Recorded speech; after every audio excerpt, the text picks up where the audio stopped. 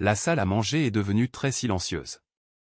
Le seul bruit que l'on pouvait entendre était le doux cliquetis des cuillères et des fourchettes touchant les assiettes. On aurait dit que l'air était devenu lourd. Les mots de ma sœur Claire sont restés dans la pièce comme quelque chose de mauvais que personne ne voulait toucher.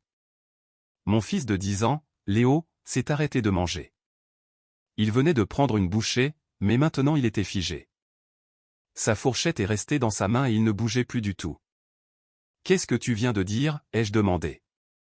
J'ai fait beaucoup d'efforts pour garder une voix calme et ne pas paraître en colère. Claire s'est adossée à sa chaise. Elle a lentement fait tourner son verre de vin à la main comme si elle s'en moquait complètement. Elle avait ce petit sourire sur le visage que je connaissais très bien. Le genre de sourire qui me mettait mal à l'aise. Je dis juste qu'être un parent isolé, ce n'est pas facile, a-t-elle dit. Léo semble avoir un peu de retard, tu ne trouves pas? Peut-être que s'il avait un père dans sa vie, les choses seraient différentes. Il a une mère qu'il aime de tout son cœur, ai-je dit rapidement avant qu'elle ne puisse en dire plus. J'ai tendu le bras et j'ai doucement posé ma main sur l'épaule de Léo. Je voulais qu'il se sente en sécurité. Il regardait son assiette maintenant, sans rien dire. Ses oreilles étaient devenues rouges et je savais qu'il se sentait gêné. Bien sûr, a dit Claire avec un ton qui montrait qu'elle se fichait pas mal de ce que je venais de dire. Son mari, Antoine, a pris la parole ensuite. Il n'a même pas levé les yeux de son assiette pendant qu'il parlait.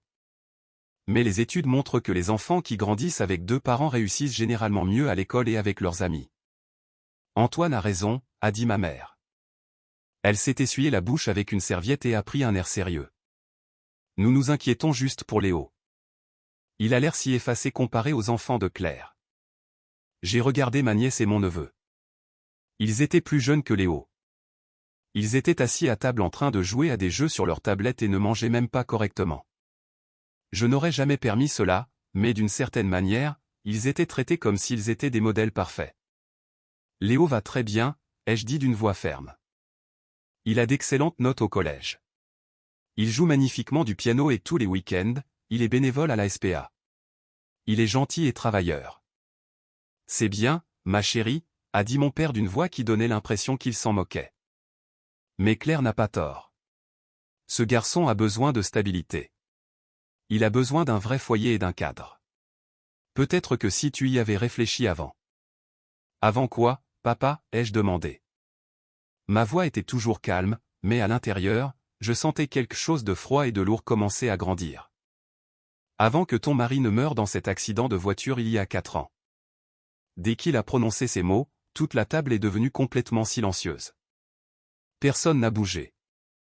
Personne n'a parlé. C'était comme si le temps s'était arrêté pendant quelques secondes. Nous ne parlons pas de ça, a dit Claire rapidement. Elle a essayé de prendre un ton bienveillant, mais ça sonnait faux. Nous parlons de maintenant, de ce qui est le mieux pour Léo. Et honnêtement, vivre dans ce petit appartement, faire des horaires pas possibles à la banque, avoir du mal à joindre les 2 bouts. Je n'ai pas du mal à joindre les 2 bouts, ai-je dit en la regardant droit dans les yeux. Vraiment, a répondu Claire en haussant un sourcil. Parce que maman m'a dit que tu n'avais pas les moyens d'emmener Léo en vacances. Nous venons de rentrer du Canada. Nous y sommes restés 3 semaines. Les enfants ont adoré Montréal.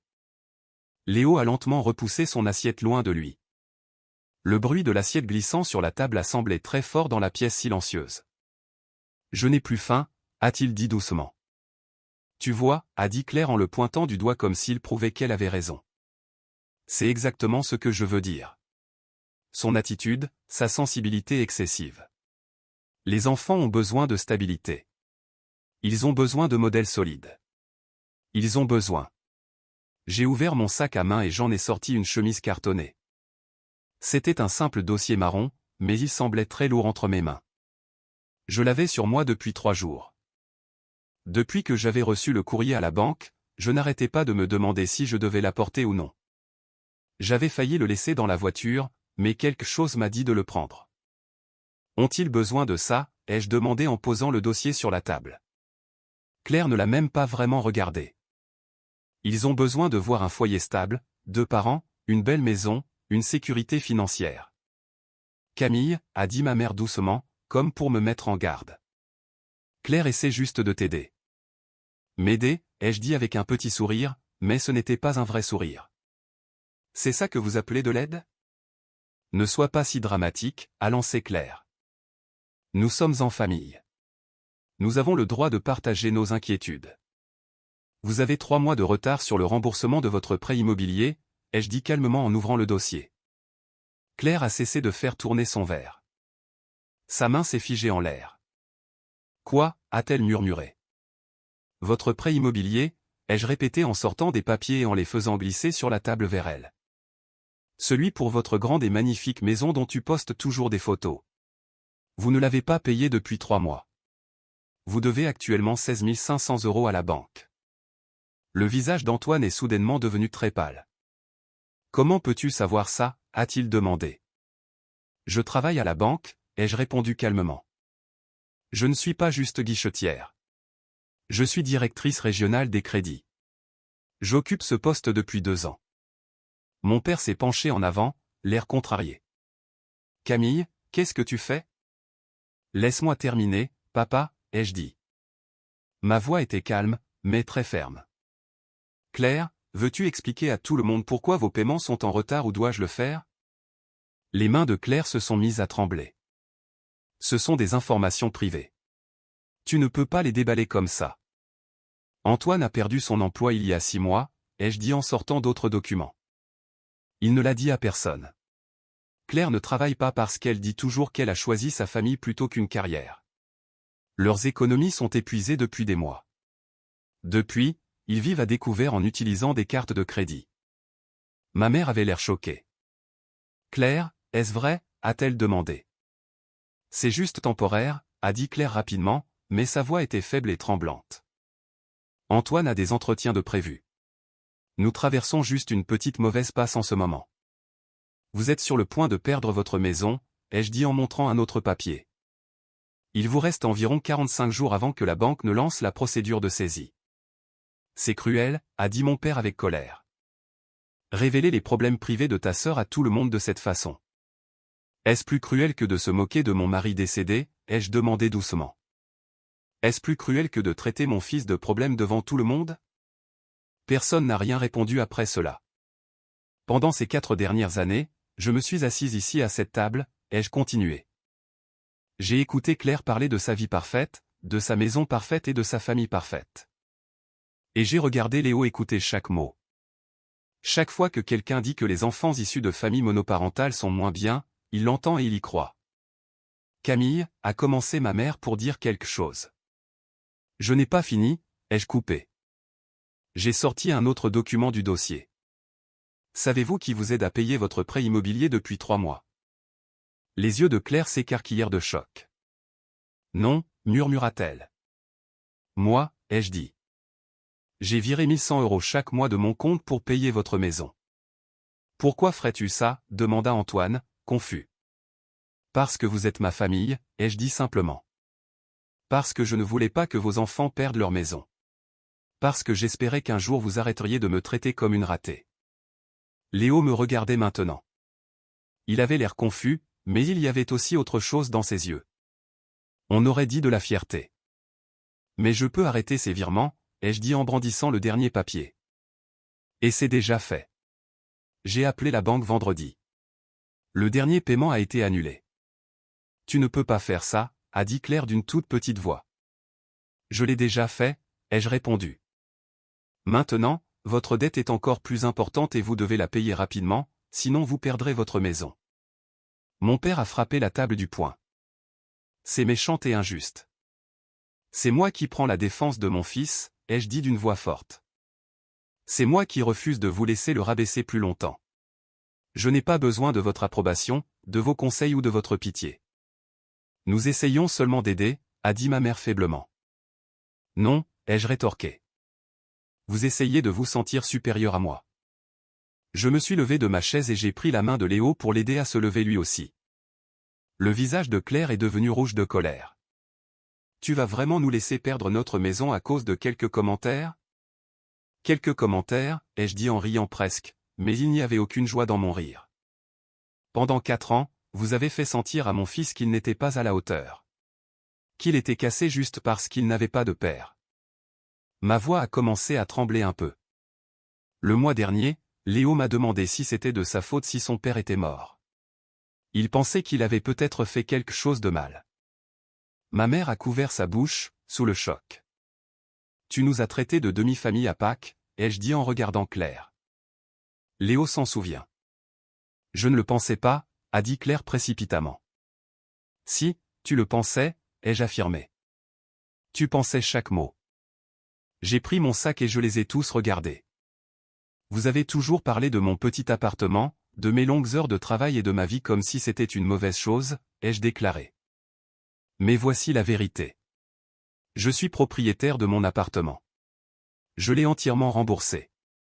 Je n'ai plus aucun crédit dessus. Et ces longues heures que je fais, c'est parce que je suis la plus jeune directrice régionale de ma banque. Je gagne un très bon salaire. Alors pourquoi tu n'achètes pas une maison plus grande, a demandé Antoine. Parce que je veux que Léo grandisse en restant humble, ai-je répondu. Je veux qu'il comprenne la valeur du travail acharné. Je veux qu'il soit gentil, reconnaissant et attentionné. Je ne veux pas qu'il pense que l'argent ou une grande maison rend quelqu'un supérieur aux autres. J'ai regardé autour de la table une dernière fois. Et j'ai fini de vous laisser croire que ma gentillesse est un signe de faiblesse. J'ai regardé mon père et j'ai pris une grande inspiration. Papa, ai-je dit doucement mais clairement. Avant que tu ne dises quoi que ce soit d'autre sur ce dont Léo a besoin, il y a quelque chose de très important que tu devrais savoir. Tout le monde à table s'est tu et m'a regardé. Léo a été accepté dans un programme d'excellence accéléré à l'Institution Saint-Exupéry, ai-je annoncé. Il a obtenu une bourse complète en raison de son dossier scolaire exceptionnel et de la dissertation qu'il a rédigée. Il a écrit sur la perte de son père et sur la façon dont il est resté fort. Il commencera en janvier. Mon père a ouvert la bouche comme s'il voulait parler, mais aucun son n'est sorti. Ce même garçon pour qui vous vous inquiétez, ai-je continué, est celui qui a écrit un texte si puissant qu'il a fait pleurer 3 professeurs. Il a écrit sur son père, sur sa tristesse, sur le fait de trouver de la force, et sur le fait d'avoir une mère qui travaille dur et qu'il aime de tout son cœur. Il a écrit que la famille, ce n'est pas être parfait. C'est être présent et prendre soin les uns des autres. Léo m'a doucement serré la main et je lui ai rendu sa pression. Vous voulez tous savoir ce dont Léo a vraiment besoin, ai-je demandé en regardant autour de la table. Il a besoin de gens qui voient à quel point il est exceptionnel. Il a besoin de gens qui l'encouragent et remarquent ses qualités, pas de gens qui ne parlent que de ce qui lui manque. Il a besoin de personnes qui comprennent qu'avoir un seul parent aimant vaut mieux que d'avoir 2 parents qui ne se soucient que des apparences parfaites et ne se soucient pas vraiment de leur enfant. J'ai regardé Claire. Elle pleurait maintenant et son maquillage coulait sur son visage. Pendant un court instant, j'ai eu un peu de peine pour elle. Mais ensuite, je me suis souvenu de Léo un peu plus tôt, repoussant doucement son assiette et disant qu'il n'avait pas faim. Ce souvenir m'a serré le cœur et ce petit sentiment de pitié a disparu. Il vous reste 45 jours, ai-je dit calmement. Tout le monde a semblé surpris. Peut-être qu'Antoine pourra trouver un emploi d'ici là. Peut-être que vous pourrez vendre certaines de vos affaires. Peut-être que vos amis parfaits avec leur vie parfaite pourront vous aider. Mais je ne vous aiderai plus. Ni maintenant. Ni plus jamais. Camille, s'il te plaît, a dit ma mère en tendant la main vers moi. Tu ne peux pas laisser les choses comme ça, a dit mon père doucement. Mais quand je l'ai regardé, son visage était différent. Il n'était pas en colère. Il me regardait d'une manière que je n'avais jamais vue auparavant. Peut-être, juste peut-être, qu'il y avait un peu de respect dans ses yeux. J'ai laissé couler les choses pendant 4 ans, papa, ai-je dit. Je suis restée silencieuse quand tu disais des choses blessantes. J'ai ignoré tes regards et tes jugements. J'ai laissé passer chaque commentaire méchant. J'ai même laissé Léo ressentir ta déception à mon égard, ta pitié et tes pensées désobligeantes. J'ai fait une pause d'un instant et j'ai repris mon souffle. Mais ce soir, ai-je dit, quand ma propre sœur a regardé mon fils et a sous-entendu qu'il était un cas désespéré, j'ai enfin compris quelque chose. Je lâchais prise sur les mauvaises choses. J'aurais dû protéger mon fils. J'aurais dû m'affirmer plus tôt. J'aurais dû arrêter de venir ici la toute première fois que Claire a rabaissé Léo. Je me suis tenue bien droite. Alors oui, papa, ai-je dit fermement, je lâche prise. Mais pas de la façon dont tu le penses. Je lâche prise sur vos opinions à mon sujet. Je lâche prise sur le besoin de votre approbation. Je lâche prise sur la culpabilité que je porte depuis des années pour ne pas être la personne que vous vouliez que je sois. J'ai sorti mon téléphone et j'ai ouvert mon application bancaire. Puis j'ai tourné l'écran vers Claire. Regarde ça, ai-je dit. C'est mon compte d'épargne. J'ai 215 000 € de côté. Tout le monde a eu l'air choqué. Je pourrais rembourser votre maison demain, ai-je ajouté, et ça ne me mettrait même pas dans le rouge. Mais je ne vais pas le faire parce que mon fils me regarde et j'ai besoin qu'il apprenne quelque chose d'important. On ne récompense pas les gens qui sont cruels. On n'aide pas les harceleurs, même s'ils font partie de la famille. Nous ne sommes pas des harceleurs, a pleuré Claire bruyamment. Tu es pire, ai-je répondu calmement. Tu penses que tu aides, mais en réalité tu blesses les gens. Cela rend la chose encore plus dangereuse. J'ai regardé autour de la table une dernière fois. Mes parents étaient assis immobiles, sans bouger. Antoine fixait son assiette. Claire pleurait dans sa serviette. Les enfants avaient enfin levé les yeux de leur tablette, confus par ce qui se passait. Léo et moi ne viendrons plus au déjeuner du dimanche, ai-je annoncé. Peut-être qu'un jour, si vous apprenez à traiter les gens avec gentillesse et respect, nous pourrons réessayer. Mais pas maintenant. Je me suis retourné et j'ai commencé à marcher vers la porte, en tenant fermement la main de Léo. Camille, a crié ma mère derrière moi. Tu fais une erreur. Je me suis arrêté et je me suis retourné une dernière fois. Non, maman, ai-je dit doucement mais fermement. L'erreur a été de laisser cela durer si longtemps. L'erreur a été de croire qu'être une famille signifie accepter d'être maltraité. L'erreur a été d'apprendre à mon fils que l'amour signifie rester silencieux pendant que les gens vous font du mal. Mais nous sommes une famille, a-t-elle dit d'une voix douce et tremblante. La famille devrait vous tirer vers le haut, ai-je répondu, pas vous rabaisser juste pour se sentir mieux dans sa peau. Puis je me suis retourné à nouveau et je suis sorti. Quand nous sommes arrivés à la voiture, Léo a levé les yeux vers moi. Maman, a-t-il dit. Oui, mon grand. C'était vraiment cool. J'ai ri et c'était comme si quelque chose de lourd dans ma poitrine s'était enfin brisé pour disparaître. Tu trouves, ai-je demandé. Ouais, a-t-il dit avec un petit sourire. Tu nous as défendus. Puis il a hésité une seconde. Mais maman, tu payais vraiment la maison de Tata Claire? Oui, ai-je dit en déverrouillant la voiture et nous sommes tous les deux montés à l'intérieur. Pourquoi, a-t-il demandé. J'ai démarré la voiture et j'ai réfléchi un instant avant de répondre. Parce que j'espérais que si je l'aidais, elle serait plus gentille avec moi, ai-je avoué. Je voulais qu'elle voie que je ne suis pas une ratée. Je pensais que peut-être elle changerait, mais elle ne l'a pas fait. Non, a dit Léo doucement. Elle ne l'a pas fait. J'ai hoché la tête. Parfois, ai-je expliqué, les gens ont besoin de se sentir supérieurs à quelqu'un d'autre pour être heureux. Et je me suis laissé être cette personne pendant trop longtemps. Vont-ils vraiment perdre leur maison, a-t-il demandé. J'y ai réfléchi tout en conduisant. Probablement pas, ai-je dit. Ton grand-père va les aider. Il le fait toujours. Alors pourquoi tu leur as dit tout ça, a demandé Léo. Parce qu'ils avaient besoin d'entendre la vérité, ai-je répondu. Et tu avais besoin de voir la vérité, toi aussi. Nous nous en sortons bien. En fait, nous nous en sortons même très bien. Léo est resté silencieux un moment. Je n'ai jamais pensé que j'étais un cas désespéré, a-t-il confié. Mon cœur s'est serré en entendant cela. Tu ne le es pas, ai-je dit précipitamment. Tu es parfait exactement comme tu es. Je sais, a-t-il dit simplement. J'étais juste triste parce que Tata Claire l'a dit, mais je ne l'ai pas cru. Je l'ai regardé et j'ai souri doucement. Depuis quand es-tu devenu si sage, ai-je demandé. Il a haussé les épaules. J'ai appris de toi, a-t-il répondu. Nous sommes rentrés à la maison en silence, mais c'était un silence apaisant. Mon téléphone n'arrêtait pas de vibrer encore et encore. Des messages de ma mère, de mon père, et même de Claire. Mais je ne les ai pas regardés. Quand nous sommes arrivés à la maison, Léo a repris la parole. Maman? Oui. Est-ce qu'on peut commander une pizza et regarder un film? J'ai souri. Bien sûr que nous pouvons. Et maman, a-t-il ajouté, j'aime que ce soit juste nous deux. Moi aussi, mon grand, ai-je dit. Moi aussi. En entrant dans notre petit appartement, j'ai ressenti quelque chose de nouveau en moi. J'ai réalisé quelque chose de très important.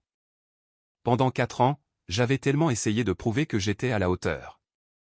Je voulais que tout le monde voie ma valeur. Mais la vérité était simple. J'avais toujours été à la hauteur. Les papiers dans mon sac contenaient de nombreux secrets et problèmes dont j'avais pris connaissance. Mais la plus grande leçon ne concernait ni l'argent, ni les maisons, ni le travail. C'était quelque chose de beaucoup plus simple. Certains combats ne valent pas la peine d'être menés, mais d'autres sont d'une importance capitale. Se battre pour le bonheur de son enfant, sa confiance en lui et pour qu'il comprenne qu'il est aimé quoi qu'il arrive. Ces combats valent tout l'or du monde. J'avais gardé en moi trop de douleur et de colère pendant trop longtemps. Maintenant, je lâchais enfin prise. Pas sur la colère concernant la façon dont il nous traitait, car celle-ci était réelle et légitime. Mais je lâchais prise sur le besoin de leur approbation. Je lâchais prise sur l'envie qu'ils m'acceptent. Léo et moi avions tout ce qu'il nous fallait. Nous avions toujours eu tout ce qu'il nous fallait. Et quiconque n'était pas capable de voir cela ne méritait pas une place dans nos vies, ni à notre table.